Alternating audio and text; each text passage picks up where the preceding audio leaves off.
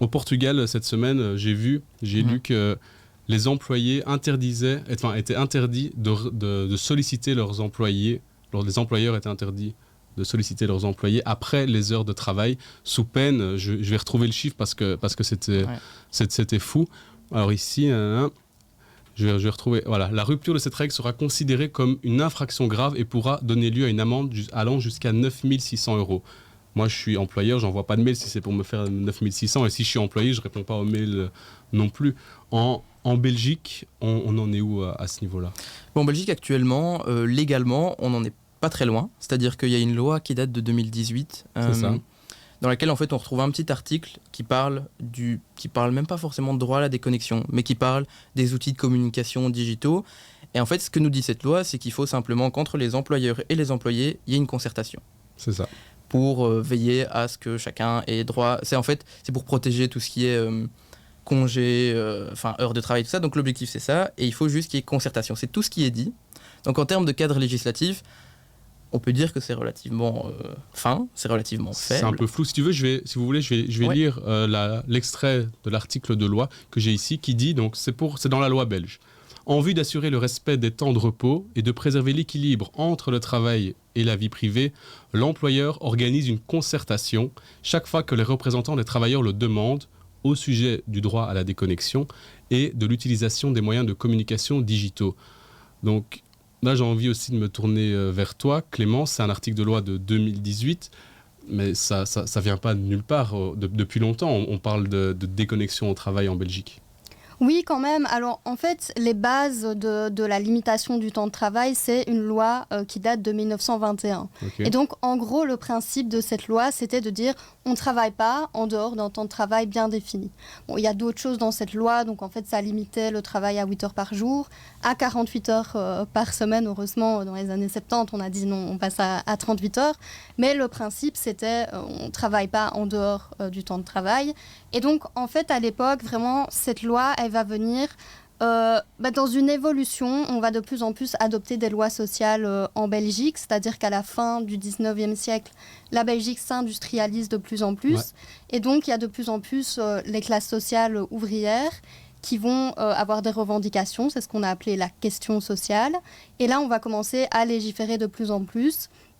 Et plus on avance, plus on a une intervention de l'État pour réguler en fait les relations entre employés et employeurs, et c'est là que on va aboutir à cette loi de 1921. Donc il y a quand même un cadre, mais qui commence à dater un peu. Ouais, c'est de 1921, tu dis, là on est un siècle plus tard. Les choses ont un peu évolué, mais pas vraiment. Donc c'est ça. En fait, d'un côté, cette loi, elle existe toujours. Donc, ça veut dire que le cadre est là. C'est-à-dire que la nouvelle loi de 2018 n'a pas annulé cette loi de 21, c'est ça ? Voilà, c'est ça. Donc, on pourrait se dire, en fait, si je réponds à un mail le soir, je travaille. Donc, je travaille, en fait, en dehors de mon temps de travail. Donc, mon employeur a tort. Or, dans les faits, évidemment, c'est jamais appliqué. Puis en plus, comme tu dis, c'est très daté. Donc, en fait, ça ne tient pas compte des évolutions dans la société et notamment des nouvelles technologies et le fait qu'on soit tout le temps connecté à notre téléphone. Donc, je pense que c'est là aussi qu'on a voulu intervenir en 2018 pour avancer. Malheureusement, avec, comme vous le disiez, quelque chose qui reste assez vague, quoi. Ouais, je disais, cette loi, elle assigne un objectif pour les employeurs, un cadre très général. C'est pas un article un peu vide ? Vous en pensez quoi, vous ? Alors, je dirais pas que c'est un article un peu vide. Je dirais que c'est un article qui a le mérite d'exister. Parce qu'il faut dire que... Ça, c'est quand on veut être un peu gentil, mais... Non, mais c'est-à-dire que là, on place les bases, on dit que ça existe et qu'il faut le prendre en compte. Donc, c'est utile. Maintenant, c'est un article qui a le mérite d'exister, mais qui n'est pas très courageux. C'est-à-dire qu'on ne tranche pas d'un côté ou de l'autre. C'est le ministre Chris Peters, le ministre de l'Emploi à l'époque, qui a instauré ça. Donc, CDNV, CDNV, CDH, c'est copain-copain. C'est l'équivalent flamand du CDH. C'est ça, c'est l'équivalent flamand, c'est ça. Ok, donc c'est un... Ok, mais par exemple, pour dire, c'est vrai qu'on a tendance à dire copain parce qu'on a tendance à faire OpenVLD, MR, Groen Écolo et PS, SPR. Mais il faut dire que par exemple, non, je dirais pas que c'est pas le cas, mais à ce moment-là, par exemple, aujourd'hui aussi, ils sont dans la majorité pendant que nous on est dans l'opposition. Donc on ne porte pas les projets de la même manière. Donc en ce qui concerne cet article de loi, j'aimerais juste rebondir sur un truc que vous avez tous les deux dit, c'est qu'en fait on se trouve, nous personnellement, dans des cas un peu particuliers. On rentre moins dans les cases. Et je pense que vous parliez d'évolution, de nouvelles technologies et tout ça, il n'y a pas que les nouvelles technologies qui évoluent, il y a en fait toute la conception qu'on a du travail qui évolue. C'est comment est-ce qu'on envisage le travail. Un entrepreneur, il ne va pas faire de 8h, 17h, il ne va pas s'arrêter à 17h parce qu'il a décidé que ça s'arrêtait. Il est chez lui, c'est toujours son travail. Et donc, je pense qu'il y a une flexibilité qui a évolué, même pour les employés, et c'est parfois positif. Mais donc, le pendant négatif de tout ça, c'est qu'on a évidemment des questions sur la déconnexion qui arrivent. Et donc, de plus en plus. C'est ça. Donc, cette loi ici, elle date d'un siècle après la loi de 1921. C'est plus tard, mais en fait, elle arrive, je dirais pas à point nommé, mais elle arrive à un moment où on se pose ces questions-là. C'est-à-dire qu'avant, effectivement, on n'avait pas les nouvelles technologies et on n'avait pas c'est les nouvelles technologies qui ont un peu déstructuré la conception du travail qu'on avait et qu'on a peut-être encore un petit peu. Et donc, je pense qu'il faut qu'on considère ce droit à la déconnexion comme un truc plus global. Vous disiez, je regarde mes notifications dès que je me réveille. Parfois, c'est pas forcément que des notifications du travail, c'est juste les notifications tout court.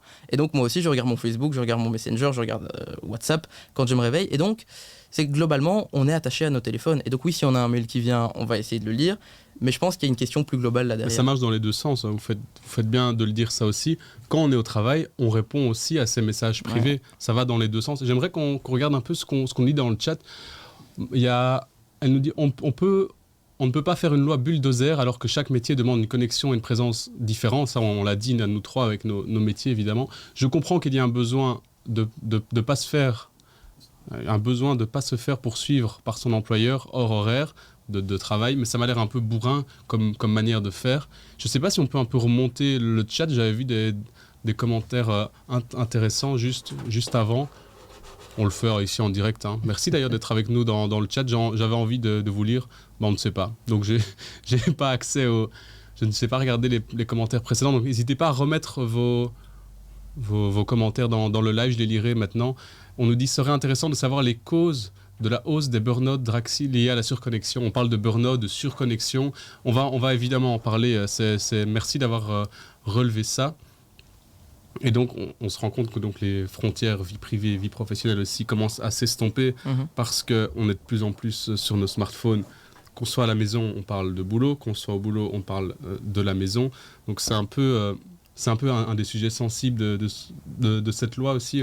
Oui, c'est ça. Mais donc, je pense qu'il ne faudrait pas réduire la question en se disant est-ce qu'il faut un droit à déconnexion et est-ce qu'il faut payer une amende de 9 600 € si on reçoit un mail du travail. Parce qu'en Belgique, là, au final, si l'employé peut se plaindre, mais avec cet article de loi, il n'a pas vraiment de levier de pression sur l'employeur. C'est tellement flou. Oui, en fait, d'ailleurs, il n'a pas de levier de pression de manière personnelle parce que quand on parle de concertation, à mon avis, ce dont on parle, c'est de concertation sociale. Donc ça veut dire que ce seront les représentants syndicaux qui devront se concerter avec les employeurs. Et donc, c'est un processus qui n'est pas simple et on le sait pour tout plein d'autres problèmes.